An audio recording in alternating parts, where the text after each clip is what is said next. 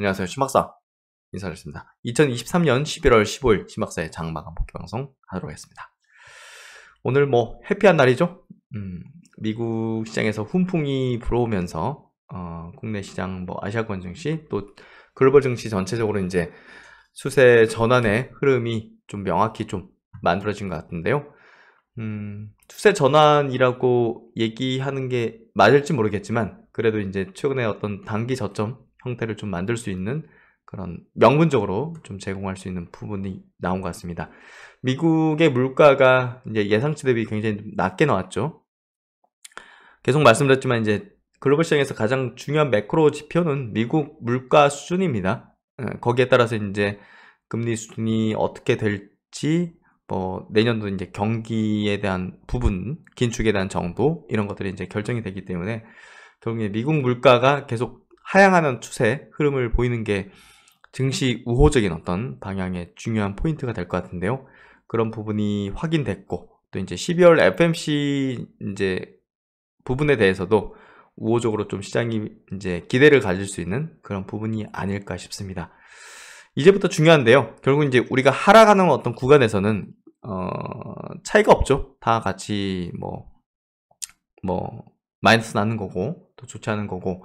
하지만 이제 시장이 안정화되고 또 돌아서는 어떤 기점에서 어떤 포트를 또 가지고 있는지 또 어떤 전략들을 가지고서 실행하는지가 결국 차이를 만들게 될 거기 때문에 그런 부분에서 지금부터가 좀 중요하다고 볼 수 있을 것 같습니다. 이제 가장 귀한 주식은 무엇일까? 오늘 같은 경우 또 이제 셀드론 그룹주의 어떤 흐름 중에서도 또 바이오 업종의 어떤 흐름 중에서도 좀 중요한 포인트들이 좀 나온 것 같은데요. 그런 부분들을 체크해드리면서 내년도 우리가 또 필승의 전략을 세울 수 있는 부분들 또 계좌가 올해 좀 운용하는 게 좀 쉽지 않았죠. 특정 종목 중심, 특정 업종 중심으로만 좀 움직였기 때문에 내년도 분명히 어떤 우리가 좀 차이를 또 계좌를 또 끌어올릴 수 있는 어떤 방안들이 또 필요할 것 같은데요. 그런 부분들 같이 한번 이야기해보는 시간 같이 나눠보도록 하겠습니다. 지수 마감부터 해보죠. 오늘 코스피 지수 2.2% 올랐고요. 코스닥은 1.9% 상승했습니다. 양시장 모두 이제 2% 내외로 이제 상승했고요. 특히나 이제 코스피 쪽에서 거래대금이 9.3조가 터졌다는 게 중요한 포인트고, 그런 부분에서 이제 오늘 이제 코스피는 반도체죠. 반도체 업종의 흐름이 어떻는지, 추세를 강화하는지, 주도 업종의 어떤 유지를 하는지 이런 것들이 저는 시장 흐름에서 굉장히 중요한 포인트라고 봅니다. 오늘 수급 구도까지도 완벽했던 것 같고요. 오늘 양시장 모두 상승 종목수가 뭐 압도적으로 많았고요. 코스피는 750 종목, 코스닥은 1200 종목이 상승했습니다. 코스피 쪽, 코스닥 쪽 외국인의 어떤 수급도 코스피 쪽에 5,500억의 순매수, 기관이 1조 원 넘는 순매수에서 개인이 팔았죠. 그래서 개인이 이제 1.5조 이상을 팔았던 부분들은 좀 안타깝지만 좀 시장 우호적인 어떤 추세적 흐름들을 만들어낼 수 있는 가능성을 만들어줬고요.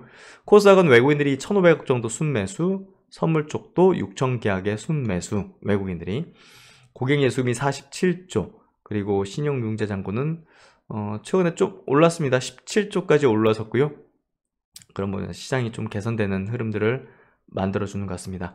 어제 미국장이 이제 2.3% 상승했죠. 뭐 물가 우호적인 방향은 분명히 이제 나스닥의 어떤 굉장히 강한 어떤 상승을 이끌어내는 어떤 주요 요인인데요. 빅테크 중심으로 강세를 띄었고, 뭐 다우가 1.4%, S&P가 1.9% 상승했고, 오늘 아시아권 증시에서 항생지수 홍콩이 4% 상승을 했습니다. 니케이가 2.5%, 대만이 1.2%, 상해가 0.5%, 뭐 코스피도 2.2%니까 굉장히 강한 기조의 흐름을 보여줬고요. 업종 지수를 보면 코스피 쪽이 장기 평선을 돌파하는 흐름이 명확히 나와졌습니다. 최근에 2차전지 업종이 좀 내려앉아도 좀 방어적인 어떤 흐름을 보이는데요. 반도체 업종의 어떤 강한 어떤 저점의 어떤 수급들 유입 이런 것들이 내년도 상반기에 대한 반도체 주도력을 좀 확인시켜주는 그런 흐름이 좀 전개된 것 같고요. 코스닥 같은 경우도 오늘 갭상승 플러스 장기평 돌파하지 못했지만 그래도 이제 흐름이 좀 전환되는 그런 모습들을 명확히 보여줬던 것 같고요. 헬스케어 업종이 2.6% 상승하면서 이제 금리가 그 고점을 찍는다는 신호가 좀 명확해지고 있기 때문에 금리 민감도를 보였던 대표적인 업종, 바이오 업종이 이제 가장 퍼포먼스를 낼 수 있는 그런 국면으로 좀 전환되는 그런 흐름이 좀 나와줬던 것 같습니다. 2차전지 업종도 이제 저점에 대한 부분이 강력하게 좀 작용하면서 2.4% 상승했고, 반도체 업종은 이제 2.6% 상승으로 주도 업종의 어떤 위용을 계속 가져가고 있습니다. 게임 업종도 3.9% 상승하면서 바닥권 이제 다지는 그런 흐름들이 명확히 좀 나와줬고요. 전체적으로 좀 좋은 모습들을 띄었습니다. 역시나 이제 미국 국채 금리가 떨어졌죠. 예, 추세가 좀 하향되는 어떤 흐름들이 명확히 좀 보여줬고, 원달러 환율도 마찬가지로 내려앉았다가 반등 났다가 이제 추세는 좀 하향 안정화되는 그런 흐름을 좀 명확히 보여주고 있습니다. 그래서 매끄럽던 흐름들이 결국 이제 주식시장 우호적인 어떤 흐름들로 좀 연결되고 있기 때문에 이런 부분에서 우리가 좀 긍정적으로 가질 수 있는 시장의 포지션을 좀 말해주고 있고요. 그렇다 하더라도 이제 이 시장에 대해서는, 내년도 시장에 대해서는 제가 이제 최근에 여러 어떤 매크로 지표들, 또 내년도 시장 전망 흐름들, 뭐 경기 부분이 좀 둔화되는 부분 좀 명확하기 때문에 뭐 그런 부분에서 이게 뭐 강세장으로 가는 그런 흐름보다는 내년도 지수 전체적인 측면에서는요, 조금 왔다 갔다 파동 그리면서 이제 박스권에 좀 도는 그런 흐름이 전개되지 않겠는가 좀 싶고요. 업종으로 좀 접근하는 게 맞을 것 같아요. 그래서 1차적으로는 이제 반도체 업종이 주도력을 상반기에 보일 걸로 예상하고 있고, 2차적으로 이제 반등하는 흐름 정도, 또 바이오 업종, 게임 플랫폼 쪽으로는 바닥 대비해서 상당히 수익률이 올라올 수 있는 그런 국면의 흐름들을 좀 내고 있다. 이렇게 좀 해석하고 전략을 세우면 좋지 않을까 싶습니다. 오늘 시총 상위 종목들 뭐 여념없이 뭐 굉장히 좋았는데요. 삼성전자도 1.9% 상승하고, LG엔솔이 3.3% 상승했고, 은봉이 하지만 이제 갭 상승으로 이제 마감했죠. 그런 부분들은 이제 추세가 좀 돌려지는 흐름들을 좀 나타내는 거라 보면 될 것 같고요. 네이버, 카카오 같은 기업들도 3, 4% 상승하면서 금리 부정적인 영향을 받았던 업종 중심으로 상승을 보여줬습니다. 셀트론도 3.7% 상승, 무엇보다 이제 코스닥 쪽에서 이제 셀트론 헬스케어 3.5%, 또 셀트론 제약이 9% 상승했습니다. 결국 이제 금리 민감도, 또 합병 성공과 함께 2차 합병 쪽으로 모멘텀을 좀 발휘하는 흐름들. 알테오제는 이제 머크 매각 이슈가 있죠. 그래서 그 팩트가 나오기 전까지는 좀 우호적인 방향으로 전개될 수 있는 가능성들, 팩트가 나오면 이제 차익 실현 물량들이 좀 나올 수 있다는 부분들, 이런 것들을 좀 감안할 필요가 있을 것 같고요. 또 이제 헬스케어 업종 내에서는 이제 미용 쪽이 지속적인 어떤 우상향 기조를 내고 있는 그 대장 성격의 클래시스의 흐름도 오늘 4% 상승을 해줬습니다. 에코프로비엠, 에코프로가 이제 그래도 좀 음봉으로 전환된 거는요, 단기적인 매물 수급들 이런 것들이 좀 많다고 볼 수 있는 포인트고요. 무엇보다 이제 오늘 제일 중요한 포인트는 반도체입니다. 반도체 최근에 이제 좀 안 좋았잖아요. 뭐 한미 반도체 좀 실적 저하로 인해서 좀 빠진 부분은 추세적으로 하락하는 게 아니다는 좀 얘기를 드렸습니다.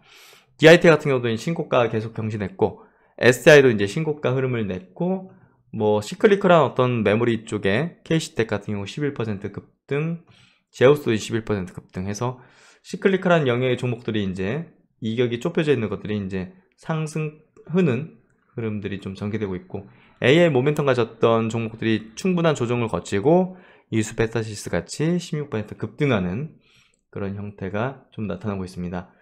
반도체 쪽은 이제 추세적인 상승의 흐름들을 뭐 주성 엔지니어링 비롯해서 계속 내어지고 있는 상황을 보여주고 있고요. 전체적으로 이제 우호적인 어떤 흐름들 반도체 중심으로 펼쳐지고 있고, 오늘 바이오 쪽도 역시나 그 레고캠 바이오 같이 또 추세 상승을 내고 있고, 그런 것들은 결국 이제 금리 어떤 영향권에서 벗어나는 그런 구도의 시장 수급들이 좀 활발하게 좀 움직이는 그런 모습을 보여주고 있는 것 같습니다. 게임 플랫폼, 이제 카카오라든지 이런 쪽의 기업들도 이제 강세를 띠고 있고요. 넷마블이 오늘 8%인 게 굉장히 의미심장하죠. 이런 것들이 결국 이제 시장의 성격이 어떻게 변하고 있는지 말을 해주고 있는 그런 포인트라고 볼 수 있을 것 같습니다. 그래서 전체적으로 이제 시장 우호적인 흐름들, 포인트들 좀 만들어지고 있고요. 그런 것들을 기반으로 우리가 내년도에 대한 전략을 이제는 명확히 좀 할 수 있는 그런 국면이 되고 있습니다. 오늘 외국인 기관 동시 수급 쪽 체크해 볼게요. 오늘 무엇보다 삼성전자 쪽으로 7천억입니다. 예, 어마어마하죠. 반도체 집중하죠. 예, 그래서 반도체 쪽에 이제 기업들의 수급 유입이 조금 더 과격하게 나올 수 있는 국면으로 접어드는 것 같고요. 기아, 현대차도 실적적인 부분들 우호적이고, 네이버, 카카오도 금리 민감도에서 벗어나고, 셀트론도 이제 뭐 합병이 이제 뭐 성공적인 부분들, 이런 부분들이 좀 적용되는 것 같습니다. 하나솔루션, 태양광 쪽, 이수페타이스, SK이노베이션, L전자 뭐 전방위적으로 다 상승하는 그런 분위기 같고요. 코스닥 쪽에 이제 바이오 쪽, 헬스케어, 또 셀트론 제약, 알테오젠, 레고캠 바이오, 클래시스 이런 기업들, 또 반도체에 관련된 기업들도 좋은 모습을 띠는 그런 형태가 PSK, 솔브렌 홀딩스, 텔레칩스 이렇게 좀 나타나고 있습니다.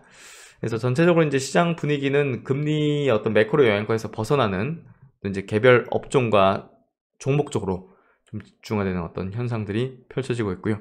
이런 것들을 감안해서 우리가 이제 좀 전략들을 세울 필요가 있을 것 같습니다. 네, 오늘 뭐 이슈 체크 좀 드리면서 시장이 이제 뭐 돌아서는 분위기들 이런 것들, 하지만 이제 내년도 매크로적인 어떤 흐름들도 우리가 좀 감안할 필요가 있는데요. 그런 것들을 한번 체크해드리는 시간도 같이 가져보도록 하겠습니다. 그 뭐 종목들도 좀 한번 체크해 보도록 하고요. CPI 발표, 미국의 CPI 발표에 대해서도 뭐 간략하게 말씀드리죠. 뭐 다들 아시듯이 미국의 10월달 이제 소비자 물가 지표가 예상치보다 하회하는 아주 서프라이즈한 어떤 움직임을 보였습니다. 그래서 지금 미국은 뭐 급격하게 지금 물가 떨어지고 이제 뭐 이제 고용이라든지 또 인건비도 떨어지는 거죠. 그런 흐름들이 펼쳐지고 있기 때문에 금리를 이제 더 이상 좀 올리기 어려운 그런 흐름이 좀 전개되고 있다. 이렇게 좀 해석하면 될 것 같고요. 뭐 그렇다고 이제 강세장으로 가느냐? 거기에 있어서는 아니다라고 좀 이야기할 수 있을 것 같아요. 그래서 이제 정말 가는구나 뭐 이렇게 바라보기보다는 지수 측면의 얘기입니다. 내년도 이제 경기는 둔화되는 흐름으로 좀 전개되기 때문에 뭐 그건 좀 명확해 보이고요. 그래서 강세장보다는 뭐 업종별로 움직이는 흐름들 전개될 것 같고요. 뭐 경기가 안 좋은데 뭐 강세장, 유동성이 뭐 풍부하지 않은데 뭐 강세장 이런 것들은 좀 이제 설득력이 좀 약하고요. 그래서 요 KB증권에서 나온 리포트 좀 체크를 해드리면 뭐 길지 않은 리포트인데 10월 이제 CPI가 0.04% MOM으로 이제 기록했고 예상은 0.1이었죠. 더 낮은 수준. 또 이제 에너지 제외한 코어 CPI도 예상치 0.3 대비해서 낮은 0.23. 예. 그래서 이제 물가가 지속적으로 좀 하락하고 있는 것들을 볼 수가 있고 선행 지표들은 CPI가 내년 초반까지 하락할 것을 뭐 예고하고 있다라고 이렇게 보여주고 있습니다. 그래서 전체적으로 이제 물가 뭐 미국뿐이 아니라 뭐 중국도 그렇고 전 세계적으로 좀 떨어지고 있고 한국도 마찬가지일 거라 보는데요. 이제 여기 이제 금리가 급등하면서 주가가 하락한 뭐 과거 사례를 좀 가져온 부분인데 KB증권에서 67년 사례입니다. 금리 안정 그리고 이제 금리 안정을 통해서 이제 더 이상 이제 올라가지 않는 흐름 속에서 주가가 반등할 때 S&P 500 지수가 낙폭의 85%까지 되돌렸다. 금리 급등기에 이제 밑에는 이제 국채금리 이제입니다. 국채금리 급등할 때 지금처럼 주가가 이제 이렇게 급락했는데 이제 더 이상 이제 금리가 올라가지 않는 안정기 뭐 그렇다고 이제 급격하게 되돌림 나오는 건 아니고 이런 흐름이 될 것 같아요. 제가 보기에도 이런 기회는 이제 주가가 이제 되돌림이 이렇게 좀 벌어졌다. 하지만 또 이제 어떤 지점에서는 또 이렇게 좀 빠지는 모습. 그래서 회복되는 어떤 흐름들을 좀 내어줄 걸로 보고요. 저는 이제 이게 강세장으로 바로 연결되긴 어렵겠지만 업종별로 굉장히 또 강하게 나타날 수 있는 그런 업종들이 꽤 많습니다. 왜냐하면 뭐 2, 3년 정도 조정을 받은 바이오라든지 뭐 게임 플랫폼이라든지 이런 영역의 이제 업종들은 그 되돌림 성격도 굉장히 바닥 대비해서 세게 올라올 수 있죠. 그렇기 때문에 지수에 대한 영향도는 낮겠지만, 지수 영향도는 역시나 이제 반도체하고 2차 전지가 지금 뭐 지수 중요도가 높잖아요. 근데 이제 그런 바닥권에 있는 것들은 낙폭이 과대하기 때문에 50%, 100% 올라오는 종목들이 비일비재할 가능성이 높습니다. 이렇게 지수 되돌림 구간에서.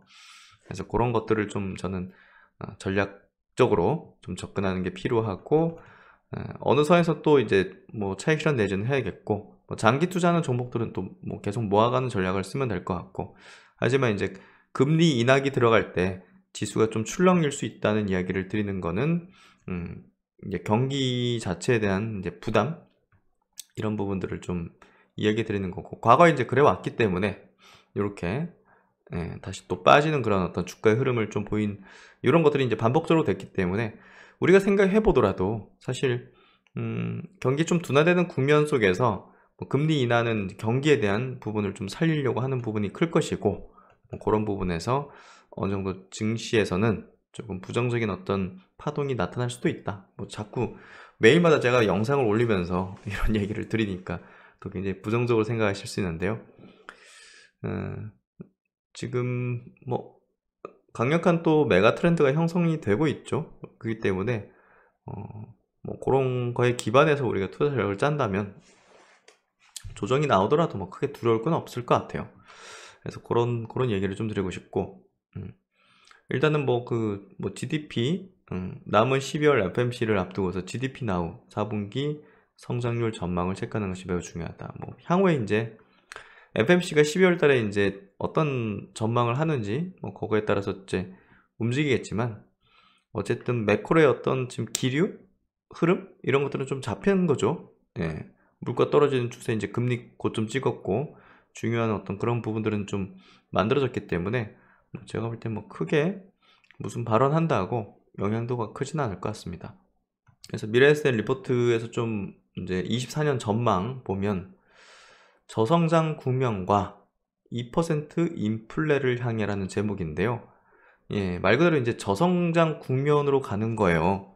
예, 지금 그 연준이 금리를 급격하게 올리고 긴축을 이제 진행한 거는 물가 이제 낮추려는 거잖아요. 물가 낮추기 위해서는 뭐 경기 죽여야 되는 거죠. 그래서 그걸 뭐 급격하게 주기보다는 좀 완만하게 눌러 버리는, 그리고 이제 주식시장 쪽으로 이제 부동산 쪽으로 이렇게 자산시장으로 흘러 들어가지 않게 해서 우리가 부동산이든 주식이든 올라가면 부의 효과 때문에 소비가 늘어나잖아요. 소비 늘어나면 당연히 물가 떨어질 수 없는 거고. 그러니까 이제 주식시장하고 부동산 시장도 누르는 게 목적이고, 연준의 입장에서는 그런 거에서 주식시장이 좀 세게 올라간다 싶으면 좀 누르는 발언들을 했던 겁니다, 결국은. 그래서 이제 자기 실현적 예언의 성격을 지니는 그 뭐 중앙은행의 이제 의장이라든지 이런 중요도 높은 어떤 사람들은 그런 이제 뭐랄까 바라는 방향으로 이제 얘기하는 그런 부분들도 의도적으로 이제 있다고 보면 될 것 같아요. 그래서 어쨌든 금리를 이제 급격하게 인상시키고 긴축 기조를 가지면서 주식시장 안으로 들어가는 자금의 유동성을 이제 줄이는 방향으로 눌렀죠. 하지만 이제 어느 정도 주식시장에는 또 돈이 돌고 있고 어느 정도 또 들어오는데 그게 일부에만 갔던 거예요. 일부에만. 국내 같은 경우는 2차 전지로만 갔고, 그리고 이제 미국 같은 경우는 뭐 빅테크 중심으로만 이제 갔죠. 그리고 이제 뭐 비만 치료제 그런 기업들, 이런 기업 중심으로만 간 거예요. 적은 유동성들이 일부 쪽에만, 이제 그런 흐름들이 이제 펼쳐졌던 걸 우리가 봤는데요. 그렇다면 이제 앞으로 이제 그래도 금리 어떤 인하할 수 있는, 금리 인상이 종료되고 금리를 인하할 수 있는 흐름으로 이제 개시가 될 텐데, 그러면 이제 유동성이 어느 정도는 긴축 기조 하보다는 이제 들어오게 되겠죠, 주식시장 안으로. 그렇다고 이제 과거처럼 유동성 장세, 이제 양적 완화 그런 어떤 장세 같은 뭐 안 좋으면 뭐 양정환 해가지고 막 돌리고 이런 식으로 했는데 지금 연준은 그렇게 할 수는 없단 말이에요.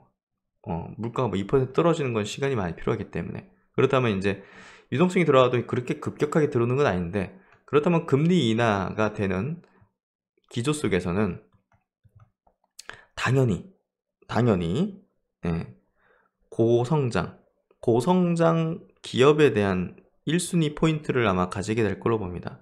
그래서 고성장 기업이 굉장히 귀한 어떤 흐름이 전개될 것이고, 결국 이제 미국의 트렌드, AI라든지 비만이라든지 이런 어떤 트렌드 하에서 결국 이제 경기에 좀 비껴 있는 그런 섹터군이잖아요. AI 뭐 경기 안 좋다고 뭐 투자 안 할 겁니까? 그러면 이제 뒤지는 건데. 그래서 이제 이런 영역의 이제 기업들 중에서 실제적으로 뭐 실적 나오면 비만 치료제 관련 기업 실적 퍼포먼스 좋게 나오니까 그냥 계속 이제 자금이 유입되잖아요. 그래서 내년도 이제 고성장 영역의 종목이 뭘까? 이 트렌드 하에서 그 중에 셀트론도 들어가는 거죠. 셀트론도 실적적인 부분이 굉장히 고성장할 수 있는 내년으로 넘어가기 때문에, 그렇죠? 신약도 이제 램시마이스시도 이제 미국 출시하고, 그래서 이제 고성장주가 굉장히 귀하고 실적 동반한 그런 쪽의 자금의 쏠림은 더 강하게 나타날 거라 봅니다. 그래서 바이오가 금리 인하기에는 또 올라갈 수 있는 여건인데, 그 안에서도 아주 이제 그런 종목군 쪽으로만 자금이 집행되고 쏠림 현상이 벌어질 거라고 봅니다. 그리고 일부 유동성은 좀 안정형 쪽으로, 그러니까 막 과거처럼 이제 막 엄청나게 막 몇 년 뒤나 이제 실적이 나올까 말까 그런 쪽으로는 많은 자금이 붙지는 않을 텐데, 일시적으로는 테마 형태로 부를 수 있습니다. 그 대표적인 게 이제 XR 분야라든지 우주항공 분야, 모멘텀이 내년에 있기 때문에, 근데 일시적으로 이제 움직이려고 할 겁니다. 그래서 많은 자금이 들어가긴 어렵고 개인들은 이쪽으로 좀 자금들을 집행할 가능성이 높고, 그래서 내년도에 대한 어떤 업종 섹터별 테마별 움직임은 그런 흐름이 되지 않겠는가. 미래에서는 여기서는요, 인플레 안정을 견인하는 임금 상승률의 둔화해서 아직은 좀 높다. 2% 인플레 목표를 고려하면 연준의 헤드라인 및 코어 인플레가 높다. 아직까지는 뭐 이렇게 높잖아요. 그래서 여기까지 뭐 언제 가느냐. 그러니까 너무 급진적으로 뭐 인하를 한다든지 뭐 그렇게까지는 하긴 어려울 겁니다. 연준 입장에서도. 뭐 하지만 타이트했던 뭐 고용시장도 이제 완화되고 있고, 인건비가 안정하게 견인할 것이다. 이는 기대 인플레이션 안정 요인이며, 고용 둔화는 소득 감소 및 소비 지출 축소로 이어지면서 인플레 우호적인 재료가 될 것으로 보여진다. 그래서 고용, 임금 이런 것들도 이제 좀 완화되고 둔화되면서 물가 부분에 이제 연준에 의도하는 그 부분에 좀 부합되는 방향으로 좀 될 걸로 좀 예상이 됩니다. 어쨌든 상품 및 서비스 수요 둔화 흐름이 이어가야 된다. 이 소비 둔화인데요. 아니 이거를 바라고 있는데 어떻게 뭐 소비가 늘어나는 환경이 되겠어요? 그래서 그런 거를 기반해서 우리가 투자 전략을 짜야 된다. 정부 정책에 맞서지 말라. 중앙은행에 맞서지 말라. 그렇죠? 그거에 기반해서 이제 투자 아이디어를 짜야 됩니다. 그래서 이제 바이오 업종 내에서도 이제 이런 한미약품 같은 기업들, 또 유한여행 같은 경우도 이제 비슷한 컨셉이죠.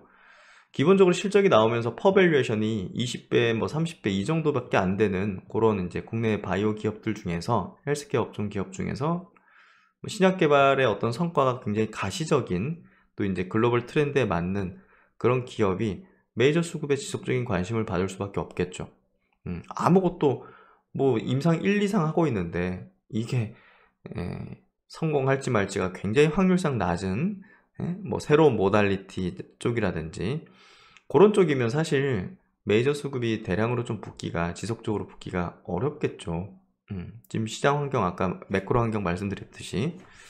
그래서 이제 이렇게 기본적인 실적이 나오면서도 신약으로 업사이드 포텐을 갖고 있는 기업 중심으로 제가 볼 때는 수급이 몰릴 것 같고요. 뭐 그런 종목군, 뭐 한미약품, 유한양행, 또 이제 셀트리온 그룹주, 이런 방향이라고 보면 될 것 같습니다. 또 에스티팜 같은 기업도 있죠. 그래서 한미약품은 우리가 이제 잘 알듯이 이제 내쉬, 내쉬 치료제 쪽에서 국내 가장 앞서 있는 그런 기업으로 보시면 될 것 같고요. 이번에 미국 간 학회에서도 좋은 어떤 결과들을 좀 내고 있습니다. 그래서 비만 치료제들과 이제 어떤 뭐 비교하는 뭐 그런 어떤 내용들 그렇게 나온 것 같고요. 어쨌든 한미약품은 현재 간 생검으로 확인된 섬유증을 동반하는 이 내쉬, 이제 잘못 썼네요 여기, 내쉬 환자들을 대상으로 위약 대비 에포시페그루타이드의 치료 유효성, 안정성, 내약성 등을 확인을 위한 후기 임상 이상을 미국과 한국에서 진행을 하고 있고요. 또 이제 요거 IDMC 이제 여기다 물어보죠. 임상 계속 진행할지. 근데 임상 이상 중간 결과 토대로 계획 변경 없이 지속 진행을 권고받으면서 그래도 공신력을 좀 얻은 그런 파이프라인이다. 이 내시 치료제 뭐 아직 모르시는 분 없으실 텐데요. 이 알코올 섭취와 무관하게 서구화된 식습관 등 이게 우리가 이제 술 많이 마시면 이 뭐 지방 간염 생기고 간이 안 좋아지고, 하지만 이제 이 음식 섭취가 지금 굉장히 좀 안 좋잖아요. 막 지방 많고 뭐 기름지고 뭐 이런 것들, 이런 것들이 이제 이쪽에 어떤 그 영역을 좀 크게 만들고 있고, 비알코올성 지방 간염, 그쪽으로 이제 환자를 늘리고 있고, 그래서 미충족된 수요가 굉장히 높은 영역이죠. 그래서 한미약품은 20년도에 머크로 1조 원대 기술 수출, 또 다른 파이프라인도 또 이제 임상 2예상 해보니 굉장히 좋았다.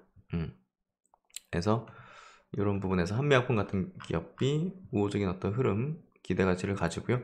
또 이제 최근에 알테오젠이 굉장히 좋은 어떤 흐름 내고 있는데요. 사실 머크하고 지금 매각 협상이 어떻게 되고 있느냐, 이게 굉장히 궁금하고, 최근에 뭐 간담회에서도 이제 그런 질문들이 나왔다고 하는데요. 사실 이거는 뭐 최대 주주가 이제 결정하는 사안이잖아요.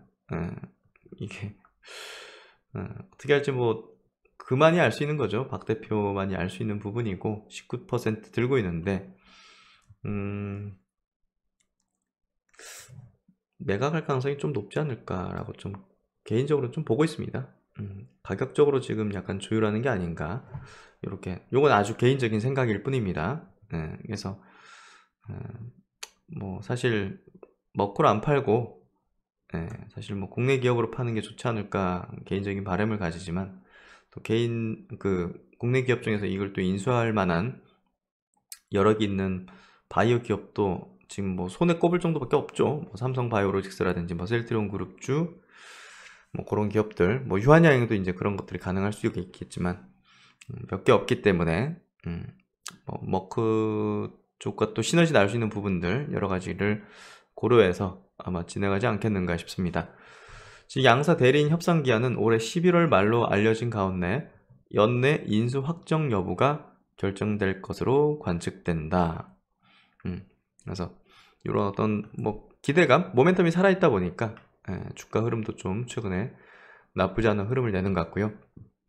또 이제 오늘 뭐 셀트리온 제약이 굉장히 급등했는데, 어제 이제 영상에서 뭐 분석해드렸듯이 셀트리온과 헬스케어의 합병이 이제 주매청이 굉장히 적게 나오면서 그냥 합병 성공에 이르렀습니다. 그 내용이 흘러나왔을 때는 우리가 가장 먼저 투자 포인트를 가질 수 있는 부분은 셀트리온 제약이죠. 왜냐? 이제 셀트리온 제약으로 관심도는 넘어갈 수밖에 없는 거죠. 이번에 실적이 좀 안 좋게 나왔지만 지금 뭐 셀트리온 제약의 어떤 주가는 실적으로 움직이는 기업은 아니거든요. 그래서 어쨌든 합병이 이미 확정된 두 기업보다는 내년을 향한 이제 2차 합병에 대한 모멘텀적 반영이 셀트리온 제약에 안 돼 있는 상황이죠. 그런 부분에서 본다면 두 기업의 합병 성공 소식은 결국은 셀트리온 제약의 모멘텀적으로 가장 높게 형성될 수 있고, 반영이 안 됐으니까 저가 매수를 할 수 있는 그런 전략을 집행할 수 있는 명분이죠. 그래서 그게 좀 합리적인 전략이 아니었을까라는 생각이 들고요. 어쨌든 내년도 셀트리온 제약의 이제 2차 합병에 관심을 좀 기울일 필요가 있을 것 같습니다. 그리고 이제 리포트 하나 볼게요. 네이버인데요. 네이버 이제 하이투자증권 리포팅인데요. 네이버 쪽에서 좀 중요하게 제가 보고 있는 내년도 모멘텀은요. 뭐 AI 분야도 있긴 하지만 AI 분야보다 이 처음으로 그 자회사를 상장 추진하고 있습니다. 그동안 카카오 같은 경우는 많은 자회사들을 상장 추진 내지는 상장을 앞두고 있는데 네이버는 한 번도 그런 게 없죠. 그러니까 이제 내보내지 않았어요. 그만큼의 포텐셜을 이 네이버라는 한 종목 안에 이제 품고 있다고 보면 될 것 같은데요. 처음으로 지금 웹툰을 미국 시장에 상장 추진을 한다고 계속적인 발표와 내년도 예상을 지금 하고 있습니다. 아직은 적자지만 뭐 흑자 전환에 가까워오는 어떤 시점이 되고 있는 상황에서 상장하기에도 좀 적기에 흐름이 되고 있고, 또 이제 웹툰 비즈니스에 대해서 전 세계적으로도 굉장히 좀 붐을 좀 일으키고 알리는 그런 어떤 차원도 있을 겁니다. 웹툰이라는 개념은 한국이 가장 먼저 만들었고 네이버가 먼저 만든 거거든요. 글로벌 시장에서 또 퍼뜨리고 있고, 또 해외에 이제 많은 또 이런 그 웹툰 웹소설 이런 기업들을 인수를 하고 있습니다. 그만큼 네이버의 향후에 이제 이 웹툰 엔터테인먼트 이제 상장은 상당한 또 성장 동력, 또 글로벌 시장의 브랜딩을 하는 그런 역할을 하게 될 걸로 예상이 되는데요. 네이버 퍼밸류션도 뭐 그렇게 높지 않습니다.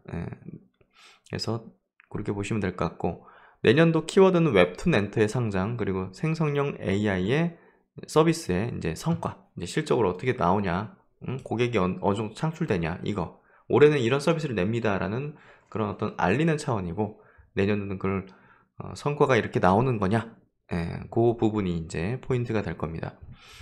그래서 이제 웹툰 자회사의 상장은 계획대로 이루어질 것으로 예상하며 네이버의 투자 심리를 회복하는데 핵심으로 작용할 것이라고 판단되어진다.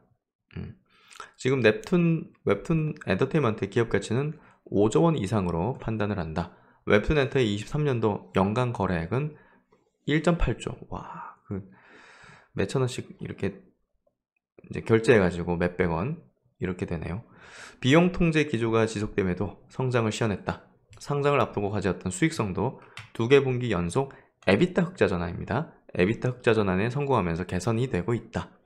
24년은 국내 웹툰 플랫폼들이 드라마를 통해 디지털 콘텐츠를 판매하는 한국형 수익화 모델에서 단행본 판매와 박스오피스 수익으로 대표되는 일본과 미국의 수익화 모델로 확장하는 해가 될 것으로 예상한다. 그래서 이게 이제 IP죠. 네이버가 과거에 이제 웹툰이 이렇게 인기를 끄는 걸 확인하고 손바닥을 치면서 그 내재화 시켰죠. 그 당시에도 막 그 네이버 그 본사 건물 안에다가 이제 그 이제 작가들 숙식시켜주면서 그래서 먼 이런 미래를 좀 내다보면서 키워왔던 건데요. 결국은 옛날에 그 기안84가 네이버 거기 안에서 숙식하면서 이렇게 막 그 작품 만드는 것들이 어떤 프로그램에서 나왔던 걸로 기억해요. 그게 한 10년 넘은 것 같은데 그런 과정들의 어떤 결실이 이제 나타나기 시작하고 또 이제 상장에 이르는 이런 시점까지 왔네요. 그래서 어쨌든 뭐 이런 IPO 기점으로 이런 여러 가지 어떤 제품들의 영상화, 단행본화가 탄력을 받을 것으로 예상하면서 이게 마블의 이제 인기가 좀 쇠하는 상황에서 대안적인 IP 소스로 웹툰 엔터가 주목받는 계기가 될 것이다. 그리고 또 하나의 포인트는 AI죠. 네이버도 이제 투자 전략에서 지금 좋은 어떤 기점인 것 같고, 보다도 이제 이 웹툰에 대한 포인트를 저는 좀 크게 가지고 있습니다. 그래서 이 AI가 소비자 경험의 향상과 더불어서 수익을 낼 수 있음을 증명할 것이다. 광고에 더해서 커머스, 웹툰 등 AI 기술 접목이 가능한 다양한 버티컬을 보유하고 있다는 점. 이걸 접목시킬 아주 좋은 어떤 이것들이 있잖아요. 그래서 단순히 기술만 갖고 있는 것보다 이 수익화에 대한 어떤 가시성이 있다는 거죠. 그래서 어쨌든 그 3분기 실적 이번에도 빅테크들 주가도 갈렸죠. 예, AI 활용한 실적인지 아닌지에 따라서 완전히 갈리는 그런 주가의 어떤 흐름들을 좀 보여줬고, 어쨌든 구글 같은 경우 폭락했잖아요. 실적은 좋았는데 클라우드 성장 둔화, 그리고 이제 광고 모델에서 AI 서비스 수익화에 대한 어떤 뒷받침 부재, 그렇죠?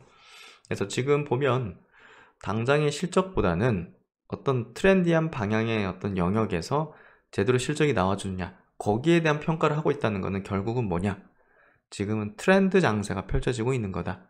예, 경기적인 측면이 아니라, 경기적인 시클리컬한 어떤 장세가 아니라 주식시장에서 트렌드한 부분을 주도권을 쥐어가고 있느냐, 이거에 따라서 주가가 오르고 내리고 있다는 거죠. 국내 시장도 마찬가지로 그런 구도가 잡히기 시작했다고 보여집니다. 그래서 금리 부분도 우호적인 방향으로 되고 있고, 그런 것들이 내년도에 대한 시장 전략이 있어서 우리가 잘 고려해야 될 부분이 아닐까 싶습니다. 알테오젠 리포팅인데요. 유진투자증권입니다. 제목이 바빠지고 있다. 사실 이게 매각이 됐다, 매각 결렬됐다, 이 팩트가 나와버리면요, 단기적으로는 좀 고점을 형성할 수가 있습니다.